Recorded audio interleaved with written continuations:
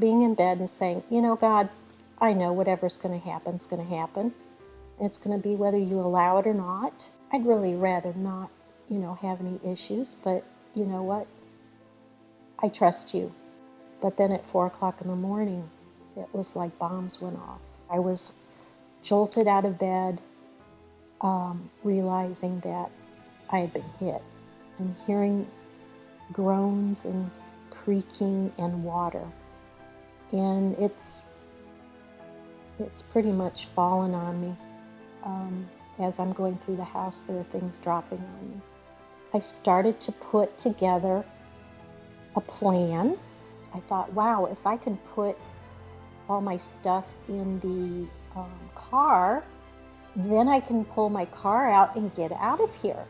Well, I didn't know that my entire house was covered in stuff.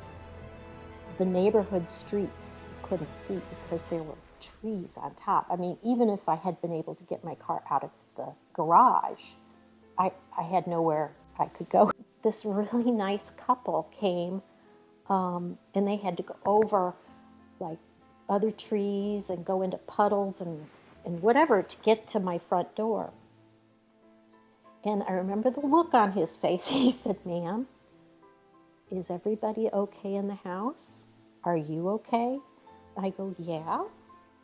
And he says, "Are you planning on staying here?" And I was like, "Well, I can't get out. The police are telling me." He goes, "We'll help you get out. Is that okay?" They took like 4 trips with my luggage for me.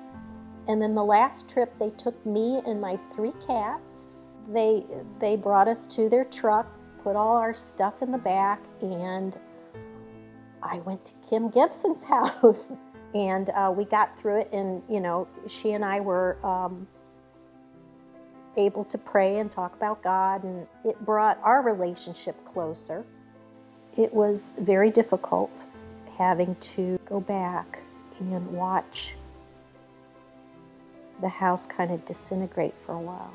I normally have a very close relationship to the Lord, and I have conversations with Him.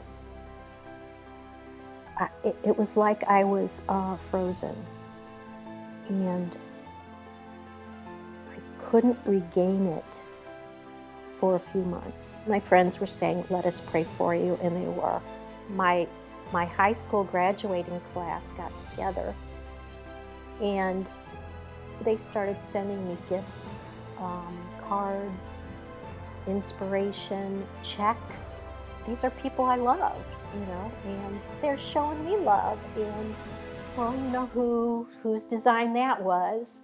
I'm thinking it's all about me, and then I start getting messages and phone calls from these people saying, "Lisa, our whole class is uniting around you.